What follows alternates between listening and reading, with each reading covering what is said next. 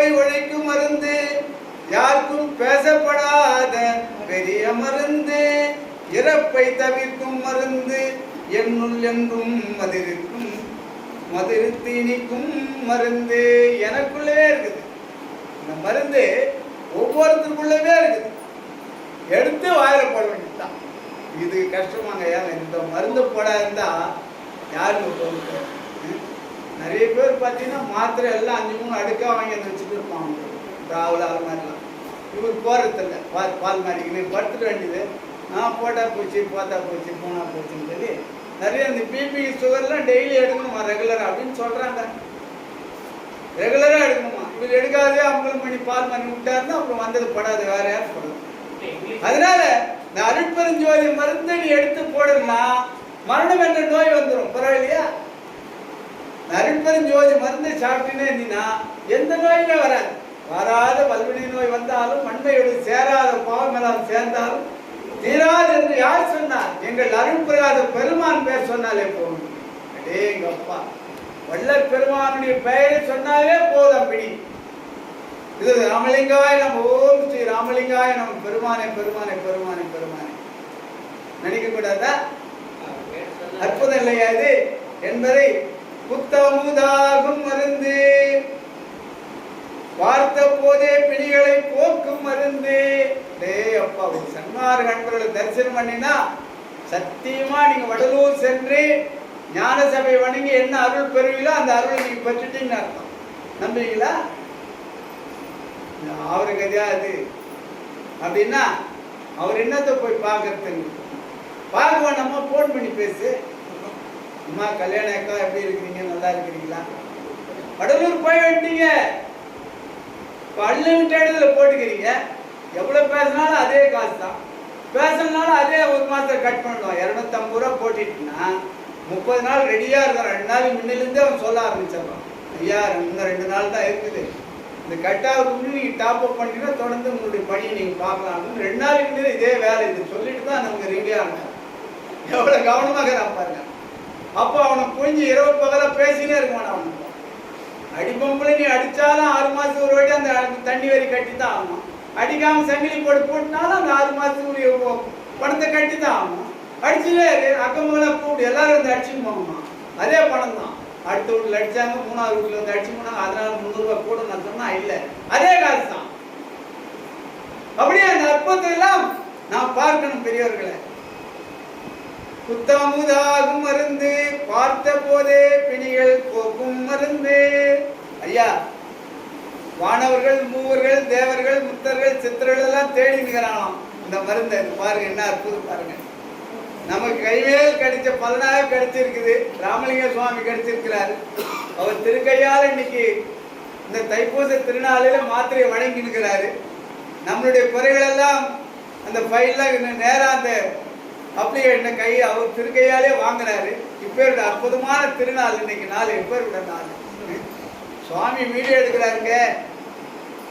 சுவாமியுடைய ராமலிங்க பெருமானுடைய வீடியோ இன்னைக்கு எடுத்துருக்கிறாங்க. சும்மா இல்ல. மாலையன் தேடும் மருந்து, முன்னம் மார்கண்டேயரை காக்க வந்த மருந்து, காலனை சாய்த்த மருந்து, தேவர் காணும் கனவிலும் காணா மருந்து, நல்ல மருந்து மருந்து, சுகம் வைத்திய நாத மருந்து, சிற்பர யோக மருந்து, உயர் தேவரெல்லாம் தொடும் தெய்வ மருந்து. இன்னைக்கு வடலூர் பெருவெளியில 40 லட்சம் பேர் வந்து கூடுறாங்கன்னாக்கா இந்த ஆண்டு 60 லட்சம் சொல்லி ஒரு கணக்கு சொல்றாங்க. அவ்வளவு அன்பர்களும் இந்த ஜோதி தரிசனம் முடிஞ்ச உடனே எப்படி வெளியேறினானே தெரியல. அந்த அற்புதத்தை இங்க இன்னைக்கு கூட இங்க பார்க்கலாம், நாளைக்கு கூட பார்க்கலாம். ஆச்சரியமா இருக்குது. ரோடு வழியா தானே வழி போன மக்கள், ரோடுல ஜனங்க இல்லை. அந்த பெருவழியில 60 லட்சம் பேர் வந்து கூடி இருக்கிறோம். விழா முடிஞ்ச உடனே, ஜோதி தரிசனம் முடிஞ்ச உடனே ரோடு வழியா தான் நம்ம வெளியேறணும். வெளியேறலையே. ஒரு முறை பண்டோட்டிலேருந்து வடலூர் நோக்கி போகிறேன், ஜோதி தரிசனம் முடிஞ்சுட்டு சொல்லி ஜனங்க 1-2 தான் வரதுபடி பெரிய லட்சக்கணக்கில் 1000கணக்கில் வரல அன்பர்கள். ஒரு முறை சிதம்பரத்திலிருந்து வடலூர் நோய்க்கு வரேன் நான். அப்போ இந்த காலம் முடிஞ்சது, அடுத்த காலம் ஒன்று நீங்கள் பார்க்கலான்னு ஒரு நிலை வருது. நான் வேனில் பார்த்துன்னு வரேன். அதை நான் கண் கூட பார்த்தேன். அப்போ மூவர்கள் தேவர்கள் முத்தர்கள் சித்தர்கள் எல்லாம் மனித தேவம் கொண்டு வள்ளல் பெருமான் என்ன செய்யறாரு, எப்படி ஆச்சரியமாகுது, அவர் நாமெல்லாம் பெறாத அற்புதத்தை அவர் எப்படி பெற்றார் என்பதை நாம் நேரா போய் பார்த்துட்டு வரணும் வாங்கையான்னு சொல்லி மனித தேவம் கொண்டு அந்த பெருவழியில வந்து நிக்கிறாங்க.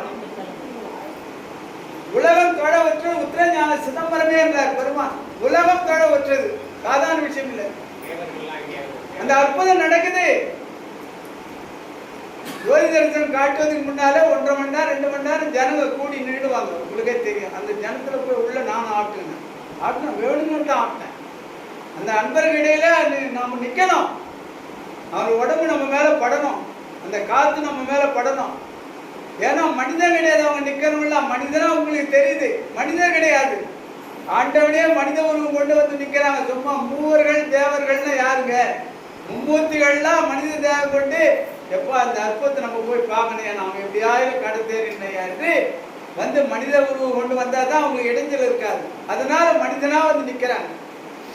அந்த மாதிரி அற்புத காட்சியெல்லாம் நான் கண்டேன், நீங்களும் காண வேண்டும் என்பதை கூர்ந்து புரிந்து கொள்ள வேண்டும் பெரியவர்களே. எண்ணியல் என்ப மருந்து எமது எண்ணமெல்லாம் முடித்திட்ட மருந்து, தேசப்படாத மருந்து, உண்டால் தேன் போல் இனிக்கும் தெவிட்டாத மருந்து. அருட்பா மருந்து ஒரு பாடலை படிச்சு பாருங்க. அவ்வளவு தேனா இருக்குதுன்னு சொல்லி உங்க உள்ள சொல்லுவோம். அப்பேர் அற்புதம். இந்த அருட்பா நூலை மூடி வைப்பதற்கு மனமே வராது. ஐயோ இப்படி காலாயிடுச்சேன்னு தான் நீங்க மூடுவீங்க. அப்பேருடைய இன்பம். ஒவ்வொரு பாடலும் பாருங்க. தேனா தெவிட்டாத மருந்து அதுன்றார் சுவாமி என்பதை புரிந்து கொள்ளணும். நோய் பொடியாக்கும் மருந்து. நோய் என்னங்க பண்ணும்? அருட்பெருஞ்சோதி தனிப்பெருங்கரணி, அருட்பெருஞ்சோதி தனிப்பெருங்கரணி சொல்லினே இருங்க. நோய் எப்படி வந்து பாருங்க. சரி, நோய் வந்துடுச்சு, ஒரு 101 முறை சொல்லுங்க. 3 வேளை மாத்திரை போது 1 வேளை கட் பண்ணுங்க. 101 முறை சொல்லுங்க. நம்பிக்கையோடு சொல்லுங்க, நம்பிக்கையோடு பாருங்க. ஒன்றும் ஆகாது, ஒன்றும் பயப்படாது. சரி, மாத்திரை தொடர்ந்து சாப்பிட்றியா, அந்த மாத்திரை வேலை செய்யுதுன்னு நினைக்கிறியா? மாத்திரை சாப்பிட்டு அந்த திருப்தியில் நீ சாப்பிட்டுங்கிற, வேற ஒன்றும் இல்லை. மாத்திரை சுகர் மாத்திரை சாப்பிட்டு கொஞ்ச நாளைக்கு பிறகு அவர் என்னன்றாரு ஒரு டாக்டர், அப்போ அதிகமாகுது, இதுக்கு மேலே இவர் இன்சுலின் போடணுன்றாரு. ஏன் இதான் சொன்ன மாத்திரை தான் ரெகுலராக எடுத்துக்கிறேன், அப்புறம் என்ன இன்சுலின் போடணுன்றாரு. சரி, இன்சுலின் போடுறாரு. சரி சொல்றாங்க, இன்சுலின் போட்டா கட்சியில் இந்த காலை கட் பண்ணுங்க. அப்புறம் அர்த்தமே நீ மருந்து சாப்பிட்டு இல்ல 3 நிலையில இது அதிகரிக்கிறது வழி ஒண்ணு குறையிலையே, அப்புறம் என்னத்துக்கு நான் மருந்து சாப்பிடணும்? அதனால வள்ளல் பெருமான் மேல நம்பிக்கை வச்சு சுகர் கரும்பு பிபி கரும்பு என்ன நோயா இருந்தாலும் சரி 3 வேளை மாத்திரை போடுறீங்கன்னா 1 வேளை மாத்திரை நிறுத்திட்டு 101 முறை தீபத்து முன்னால் திருவிளக்கு முன்னால் உட்கார்ந்து அருட்பெருஞ்சோதி அருட்பெருஞ்சோதி தனிப்பெருங்கரணை அருட்பெருஞ்சோதி அருட்பெருஞ்சோதி அருட்பெருஞ்சோதி தனிப்பெருங்கரணை அருட்பெருஞ்சோதி என்று நீங்கள் மகாமந்திரத்தை உச்சரிங்க. அந்த நோய் குறையில, நோய் சரியாகல என்ன கேளுங்க, நான் உரிய அபராதம் நாம. நம்பிக்கை இருக்கா? முதல்ல சந்தேக நோயும் சலிப்பு நோயும் தாக்காம நம்மளை பார்த்துக்கணும். சந்தேக நோய் தாக்கக்கூடாது, சலிப்பு நோய் நம்மளை தாக்கக்கூடாது. அதனால் ஒரு அற்புதமான ஒரு நிலைக்கு அற்புதமான ஒரு மார்க்கம் என்றால் வழிங்க. தர்மசாலை, சாலைனா வழி. தர்மசாலை வழியாக ஞான சபையை போய் சென்றடையும். அப்ப என்ன? இரக்கம், அன்பு, கருணை வழியாகத்தான் ஞானத்தை பெற முடியும் என்றார் பொருள். தர்மசாலை சாப்பாடு இல்லை, தர்மசாலை வழியாக தர்மம் செய்வதின் வழியாக, தர்மம் செய்வதின் புண்ணிய பயனாக ஞானத்தை அடைய முடியும் என்று பொருள். எளிமையான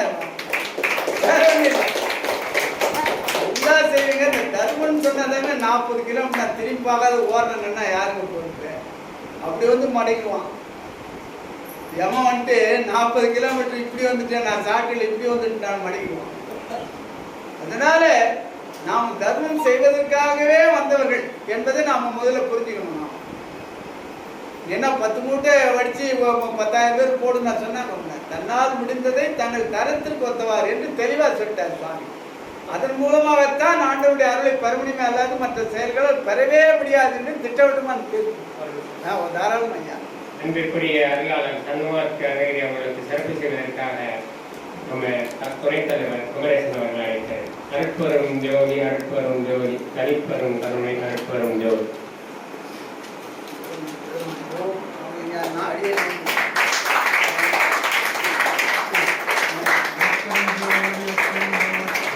இறைவணக்கம் பாடிய கல்யாணி அம்மா அவங்களுக்கு சிறப்பு செய்யப்படுகிறது. சிறப்பு செய்வதற்காக ராஜலட்சுமி அம்மா அவர்கள், விண்ணப்பம் வாசித்த சேகர் அவர்களுக்கு சிறப்பு செய்யப்படுகிறது. சிறப்பு செய்வதற்காக டி.எஸ். ராமலிங்கம் அவர்கள்.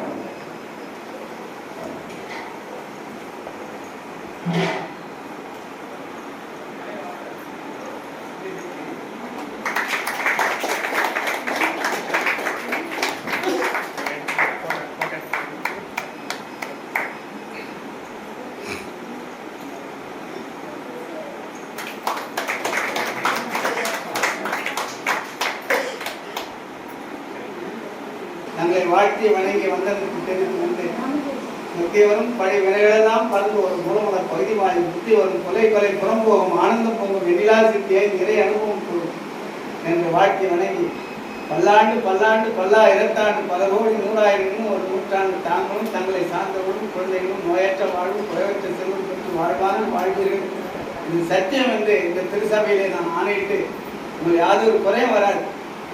ஒவ்வொரு தீமையும் உங்களை தொடராமன்னும் கண்களும் பகலும் நீ காவல் செய்வார் பெருமான். வேண்டிய வேண்டிய விளைவெல்லாம் உங்களுக்கு இன்றிருந்து அருள்வார். இகத்திலும் பதத்திலும் இடர் சாராது அகமும் புறமிருந்து அருள்வார் பெருமான். இது சத்தியம் என்று அடியேன் என்னுடைய செற்றுரை நான் நிறைவு செய்து எல்லா நன்மையும் உங்களுக்கு ஏழாமையே வந்து அடையும் என்று வாழ்த்தி வணங்கி என்னுடைய உரையை நான் நிறைவு செய்தேன் பெருமான். பொய் இல்லை, வந்து வீட்டில் வந்து பாருங்கன்னு சொல்றாரு. நம்மெல்லாம் அப்படி சொல்றோமான்னு தெரியல, தைரியமா சொல்றாரு, வீட்டில் வந்து பாருங்க அப்படின்னு சொல்லிட்டு. அந்த அளவிலே உண்மையிலேயே இந்த நாள் சிறப்புடைய நாளாக வள்ளல் பெருமானுடைய கருணையால் அமைந்தது என்று சொல்லி, நேற்றைய பொழுது நம் நண்பருக்குரிய ஐயா உமாவதி அவர்கள் இங்கே உரையாற்ற வேண்டிய தருணம் இருந்தது. வடலூர் பெருவெளிக்கு அரசாங்கத்தினுடைய ஆணையின் காரணமாக சென்றிருந்தார். அவர்கள் இங்கே வந்திருக்கிறார்கள். மரியாதை நிமித்தமாக அவர்களை இங்கே ஒரு சில வார்த்தைகள் கூறுமாறு நம் சார்பாக அழைக்கிறேன். ஆரம்பிச்சது சன்மார்க்கம் எதுக்கு ஆரம்பிச்சாருன்னா, பசிக்கு எதிரான போராட்டம் தான் சன்மார்க்கம். முதல் கொள்கை என்ன நமக்கு? கடவுள் ஒருவரே, அதெல்லாம் இல்ல. பசிக்கு எதிரான ஒரு போராட்டம் தான் சன்மார்க்க சங்கத்தின் துவக்கம். நீங்க சாப்பிட போறீங்க, நான் உங்களை பிடிச்சி வச்சிருந்தா அதுவே சன்மார்க்க கொள்கைக்கு எதிரானது தான். அதனால நான் அவங்களை பிடிச்சி வைக்க போறதில்லை. அந்த வகையில ஐயா அவர்கள் மிக அருமையாக மனதை பற்றி பேசினார்கள். ரொம்ப நல்லா பேசினாங்க. சாமி கொடுத்ததுதான். திருமலை சொல்வார், அழித்தான் அமரரும் அறியா உலகம் என்று சொல்வார். மனிதனுக்கு கொடுக்கப்பட்டதே தேவர்களுக்கும் தெரியாமல் நமக்கு ஒன்றை கொடுத்திருக்கிறார் என்றால் அது இது மட்டும்தான். எது? இந்த அமுதம்.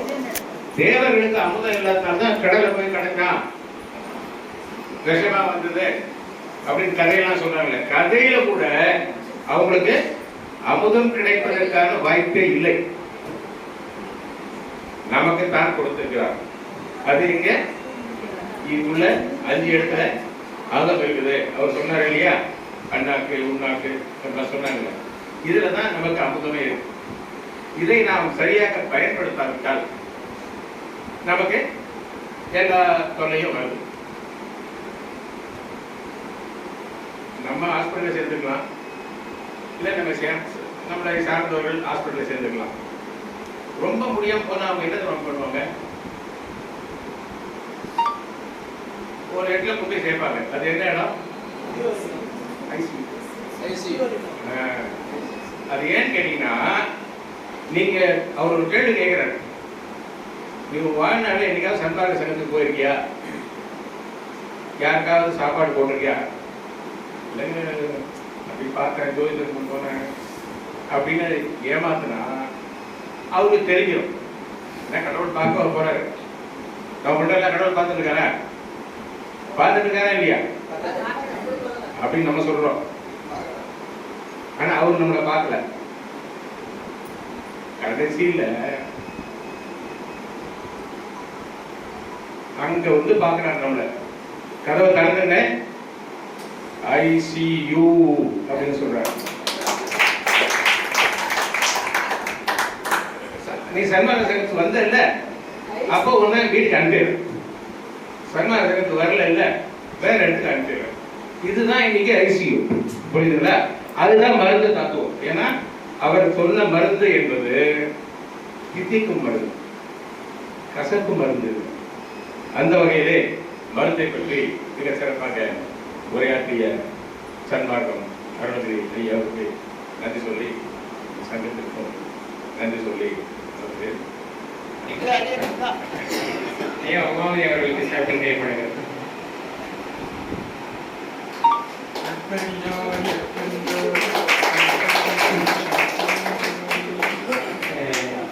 அவங்க உண்மையிலேயே அவர்களுடைய மனம் பூரம் எங்கே இருந்தது, நம்மோடு இருக்க வேண்டும், என்னை சார்ந்தவர்கள், என் மீது அன்பு கொண்டவர்கள், அவர்களுக்கு மத்தியில் நான் இருந்து பேச வேண்டும், பணி செய்ய வேண்டும் என்பதுதான் என்னுடைய விருப்பம். ஆனாலும் கூட அரசாங்கத்தினுடைய ஆணையம் காரணமாக நேற்று இப்பொழுது அங்கு இருந்தேன் என்று அவர் சொல்லும்போது எனக்கு மனதுக்குள்ளேயே ஒரு வருத்தம் வந்தது. பாருங்க, இவ்வளவு தூரத்துக்கு மனசு பூரா நம்மளோடவே இருக்கு, திருவுருள் அந்த ஏதோ ஒரு வேலை காரணமாக அனுப்பி வைத்து விட்டது என்று சொன்னேன். அவர் உண்மையிலேயே அவர் நிரூபிச்சிட்டார். இன்னைக்கு மனமெல்லாம் இங்கே இருக்கு அப்படின்றத அவர் யாருக்கிட்டையும் சொல்லாம வடலூர்ல இருந்து நேரம் வந்து அங்க உட்கார்ந்துருக்காரு. எனக்கே தெரியாது, அங்கிருந்து நேரம் இங்கே வந்திருக்கையா அப்படின்னு சொல்லிட்டு. இதை கூட வேற சான்று என்ன வேணும்? உண்மையிலே அவரை நான் பாராட்டவில்லை என்று சொன்னால் நான் பிழையானவன் ஆனவேன் என்று சொல்லி உண்மையிலேயே இப்பொழுது மனதுக்கு நிறைவாக இருக்கிறது என்று சொல்லி கேட்டு கேட்டால் அவங்கெல்லாம் செய்வது மிகப்பெரிய பணி. தலைமைச் சங்கத்திலே போய் தமிழக அளவுக்கு உரியக்கூடிய நெறிமுறைகள் எல்லாம் வகுத்து கொடுப்பதுன்றது சாதாரண விஷயம் இல்லை. நம்ம ஏதோ ஒரு பாட்டை பாட போகும்போதே ரொம்ப சிரமப்பட்டு இருக்கிறோம். உண்மையிலே அவங்க செய்யறதுலாம் மிகப்பெரிய பணி. அதெல்லாம் நினைச்சு பார்க்கறதுக்குரிய எண்ணமாவது பெருமான் கொடுக்க வேண்டும் என்று வேண்டிக் கொண்டு ஐயா வந்து அருணகிரி ஐயா பேச போகும்போது சொன்னாங்க, நான் நீட்டி பேசல, ஒரே ஒரு நிமிஷத்துல நான் முடிச்சிடுவேன். ஏன்னு கேட்டால் சாப்பிட போறதை தடை செஞ்சுட்டு நான் பேசிக்கிட்டு இருக்கிறது பிள்ளையாக போயிடும். இந்த ஐயா பேரை சொல்லுங்க, அதுவே மருந்து அப்படின்னு சொன்னார். அல்லது அவங்களுடைய மந்திரத்தை சொல்லுங்க, அதுவே மருந்து. அதானே மந்திரம் இல்லைங்க ஐயா, மகா மந்திரம் அதானே மந்திரம், அதானே மருந்தம். இதுக்கு ஒரு ஏதாவது ஒரு எடுத்துக்காட்டு வேணுமல்ல அப்படின்னு. சிங்கப்பூர்ல இருந்து ஃப்ளைட் வந்துட்டு இருக்கு, ஏர்லைன்ஸ் வந்துட்டு இருக்கு. வந்து எங்க சென்னையில வந்து இறங்குறதுக்குரிய நேரம் வந்துடுச்சு. வந்தோடனே என்னன்னு கேட்டீங்கன்னா, அந்த ஃப்ளைட் இறங்க போகும்போது என்ன செய்யணுமா, அதுல அந்த உள்பக்கம் இருக்கக்கூடிய அந்த சக்கரம் வந்து ஒரு பட்டன் ப்ரெஸ் பண்ணி பண்ணோம்னா சக்கரம் கீழே இறங்கணுமா. ஏன்னா அந்த ரன்வேக்கு வர்றதுக்கு வர போகும்போது கீழே இறங்க போகும்போது ரன்வேக்குள்ள வரணும் அப்படின்னா அந்த சக்கரம் கீழே இறங்கிடணும். அப்பதான் அதுல ஓட முடியும். அவர் ட்ரை பண்ணி பார்க்குறாரு, அந்த சக்கரம் கீழே இறங்க மாட்டேங்குது. நடந்த கதை இது, சும்மா வந்து ஏதோ ஒரு கற்பனையா சொல்லுது. அதை வந்து சொல்லணும். அவர் சொல்றாரு, இந்த மாதிரி எப்படி இறங்குறத சுத்தி ரவுண்ட் அடிச்சுட்டே இருக்கிறாரு. அது கீழே இருக்கிற வீல் வந்து கீழே இறங்கணும், இறங்கினா தான் வந்து அவருக்கு அந்த ரன்வேக்குள்ள வர முடியும் அப்படின்னு சொல்லிட்டு ரவுண்டா அடிக்கிறாரு. எப்போது இறங்க மாட்டேங்குது. அப்போ சிங்கப்பூர்ல இருந்து ஒரு என்னையா பிரச்சனை, அந்த மாதிரி உடனே உள்ள பிளைட்டுக்குள்ள உட்காந்துட்டு அருட்பெரும் ஜோதி அருட்பெரும் ஜோதி தனிப்பெரும் கருணை அருட்பெரும் ஜோதி அருட்பெரும் ஜோதி அருட்பெரும் ஜோதி தனிப்பெரும் கருணை அருட்பெரும் ஜோதி அருட்பெரும் ஜோதி அருட்பெரும் ஜோதி தனிப்பெரும் கருணை அருட்பெரும் ஜோதி அப்படின்னு 3 தடவை சொன்னாருங்க. அந்த வீல் வந்து கீழே இறங்கிடுச்சு. வந்து எப்படியா நடந்ததுன்னு தெரியல, ரன்வே கீழே வந்துட்டாங்க. நடந்த கதைகள் சும்மா வந்து ஏதோ ஒரு காய் சொல்ல. ஏன்னு கேட்டால் ஆபத்துக்கு உதவக்கூடிய ஒரு வள்ளல் பெருமான் அப்படின்னு சொன்னா ரொம்ப கவனமா பேசணும். அவர் வந்து எந்த இடத்துல இருக்காருன்னு தெரியாது. ஆமா, நம்ம தான் வந்து நம்ம வீட்டுக்கு வர்றவங்களை வந்து வாங்கணும்னு கூப்பிட மாட்டேங்கிறமே தவிர அவர் எப்பவுமே வந்து வர்றதுக்கு ரெடியா தான் இருக்கிறாங்க. நீங்க எங்கே இருக்கீங்களோ அங்க வர்றாங்க அவங்க. அதுக்கு நமக்கெல்லாம் உண்மையிலேயே அதெல்லாம் அனுபவிக்கிறவங்களுக்கு தான் தெரியும். நீங்க தேடி போகணுன்றது இல்லை, நீங்க தேடி யாரோ ஒருத்தர்கிட்ட ஒரு உதவிக்காக நீங்க தேடி போனீங்கன்னா சொல்லக்கூடாத ரகசியம். அந்த இடத்துல ஐயா போய் இருந்து நீ அவருக்கு பண்ணு அப்படின்னு சொல்லி சொல்லுவார். அவர் வந்து அந்த மாதிரி ஒரு என்ன சொல்றது, ஐயாவுடைய கருணையை பேசணும்னா நான் எல்லாம் இன்னும் பக்குவப்பட வேண்டும் என்று சொல்லி ஐயா அவங்க ஏதோ ஒரு செய்தியை சொல்லணும்னு சொல்றாங்க. இன்றைய பொழுது வந்திருந்து இந்த நிகழ்வை அணி செய்த உங்களுடைய திருவடிகளை வணங்கி உண்மையிலே சன்மார்க்க அறநெறி ஐயாவுக்கு எவ்வளவு நன்றி சொல்றதுன்னு தெரியல. ஏன்னு கேட்டீங்கன்னா அவர் முறை முழுவதுமே நடைமுறையிலே இருக்கக்கூடியது, குடும்பத்தில் நடக்கிறது, வீட்டில் நடக்கணும்னு சொன்னார் பாருங்க. சமசாரிகளுக்கு தான் அந்த மற்றவங்களுக்கும் சாப்பாடு போடுறாங்க, என்ன சொல்லணுமா, சமசாரிகள் தான் சாதுக்களுக்கும் சாப்பாடு போடுகிறாங்க அப்படின்ற மாதிரி சொன்னார். அதுக்காகத்தான் அவங்கள நீ இந்த வேலையை செய்யணும் அப்படின்னு சொல்லி சொன்னாங்களாம். இல்லறத்தான் எத்தனை பணிகளை செய்ய வேண்டியிருக்கு. அது 2 அறத்துல இல்லறம் துறவரத்துல எந்த அறம் சிறந்ததான்? இல்லறம் தான் சிறந்தது. அது எப்போ வாழ்வாங்கு வாழ போகுது. அடுத்தால் முகத்தை பார்க்க முடியனா இல்லை. நான் பேச வேண்டியது நிறைய உண்மையிலே விருப்பப்படுகிறேன். ஏன்னா கண்ணுக்கு அணிகலம் என்னவா? கண்ணுக்கு கண்ணாடியா சொன்னீங்க பார்த்தீங்களா? ஏன்னு கேட்டா காதுக்கு அணிகலம் தனியா போட்டுக்கலாம், தோடு ஜிமிக்கி, மூக்குக்கு தனியா போட்டுக்கலாம், கழுத்துக்கு எல்லாம் அணிகலம். கண்ணுக்கு என்ன அணிகலன்னா சொன்னார், மற்றவங்களை பார்க்கும்போது அன்போடும் கனிவோடும் பார்ப்பீங்களா, அதுதான் அணிகலமா. அந்த அணிகலனத்தை, அந்த அணிகலனை நமக்கெல்லாம் அருமையான ஒரு நகையாக மாற்றி, மந்திரமா மாற்றி, அருட்பெரும் ஜோதி அருட்பெரும் ஜோதி தனிப்பெரும் கருணை அருட்பெரும் ஜோதின்னு நகையா நம்ம கிட்ட கொடுத்துருக்காரு ஐயா அப்படின்னு சொல்லி இந்த 1 நிமிஷம் ஐயா ஏதோ முக்கியமான செய்தியை சொல்லணும்னு இருக்காங்க. குழந்தைங்கள்லாம் இருந்ததுன்னா தாத்தா அவங்களாம் சாப்பிடும்போது இந்த குழந்தைக்கு ஒரு குடி சாதம் கொடுப்பாங்க. அது மாதிரி இப்போ நீங்கள் சாப்பிட போகிறதுக்கு முன்னாடி எனக்கு ஒரு குடி சாதம் கொடுத்துருக்கீங்க. இப்போ 1 நிமிஷத்தை எனக்கு கொடுக்குறீங்க, புரியுதா? என்ன ஆகுதுன்னு கேட்டீங்கன்னா, ஐப்பசி மாதம் 7ஆம் தேதி குடியேற்றும் போது அவர் சொல்லி பேர் உபதேசம் பண்றாரு. ஏன்னா அவருக்கு எதிர்பார்த்தது கார்த்திகை மாசத்திலே அந்த நிலை அடைந்து விட்டேன் என்று அவர் எண்ணிக்கொண்டிருக்கிறார். ஆனால் அந்த கார்த்திகை மாதம் அது நடக்கவில்லை. பெருமானுக்கு மிகவும் கஷ்டமாக போய்விட்டது. என்னவோ நம்ம சாமி பண்றாரு. ஏன்னா அப்ப சொல்றாரு அவரு 1872ல அகவல் எழுதுறாரு. அற்பெருஞ்சோதி அற்பெருஞ்சோதி அற்பெருஞ்சோதி அற்பெருஞ்சோதி. எப்படி முடிக்கிறாரு? அற்பெருஞ்சோதி அற்பெருஞ்சோதி அற்பெருஞ்சோதி அற்பெருஞ்சோதி. இங்க வா அப்படின்னு சாமி கூப்பிட்டாரு. அற்பெருஞ்சோதி ஆண்டவர் வள்ளலாரை அழைக்கின்றார், இங்க வா, இப்ப நீ ஒரு நிலைக்கு வந்துட்ட, அடுத்த நிலைக்கு போற. ஆனா நீ இங்கே எதை விட்டுட்டு போற அப்படின்னு கேட்கிறார். 332வது லைன்ல அகவல் சொல்வாரு, அருட்பேர் தரித்து உலக அனைத்து மறந்திட அருட்சியர் அளித்து அருட்பெரும் ஜோதி ஏதோ வரையை சொல்வார். அருட்பேர் தரித்து நீ அந்த அருள் என்ற பெயரை தரித்து கொண்டு உலக அனைத்தும் மலர்ந்திட, இந்த உலகமெல்லாம் மலர்ந்திட அருட்சீரை நான் அளிக்கிறேன் என்று சொல்லுகிறார். அதைத்தான் நீங்க என்ன விட்டுட்டு வர கேட்கும்போது, நான் உன்னை இப்ப கூட்டு போக முடியாது அப்படின்னு சொல்லிட்டு என்னதான் பண்ண சொல்றீங்க? உன் பேர் அது இல்லை. ஐயா சொன்னாரு, வள்ளலார் பேரை சொல்லணும். அற்பெருஞ்சோதி அற்பெருஞ்சோதி, 3வது தனிப்பெருங்கருணை அற்பெருஞ்சோதி. புரிஞ்சு போச்சு வாயாங்க. எனவே வள்ளலார் பேரை சொன்னா அது எப்படி நமக்கெல்லாம் உதவுதுன்னா, அந்த தனிப்பெரும் கருணை இல்லாமல் உலகமே இல்லை. உலகமே இல்லை என்பதுதான் உண்மையான ஒரு சமாச்சாரம். பல உண்மைகள் அந்த தனிப்பெரும் கருணைக்கு இன்னைக்கு சாயங்காலம் பேசுவேன். இன்றைய வரையில் ஒரே ஒரு விஷயத்தை சொல்றேன். 100 ஆண் குழந்தைகள் பிறந்தால் 94லேருந்து 96 பெண் குழந்தைகள் தான் உலகம் போல பிறகு. இந்த விகிதம் மாறினால் 60 பையன் பிறகுனா 40 பொண்ணு தான் பிறகுது. என்ன ஆகும் உலகம்? நீங்களே யோசிச்சு பாருங்க. தனிப்பெரும் கருணை. அந்த விகிதாச்சாரம் 100 ஆண் குழந்தைகள் பிறந்தால் 94லேருந்து 96 ஆண் குழந்தைகள் மட்டும்தான் உலகம் முழுவதும் பிறக்கிறது. இன்றைக்கும் அதுதான் நடக்கிறது. இந்த விகிதம் மாறாமல் இருக்கிறதே அதுவே பெரிய கருணை என்றுதான் அந்த இறைவனுக்கு நன்றி சொல்ல வேண்டும் என்பதாக சொல்றேன். ஜோதி ஜோதி ஜோதி சுயம் ஜோதி ஜோதி ஜோதி பரம் ஜோதி ஜோதி ஜோதி அருள் ஜோதி ஜோதி ஜோதி சிவம்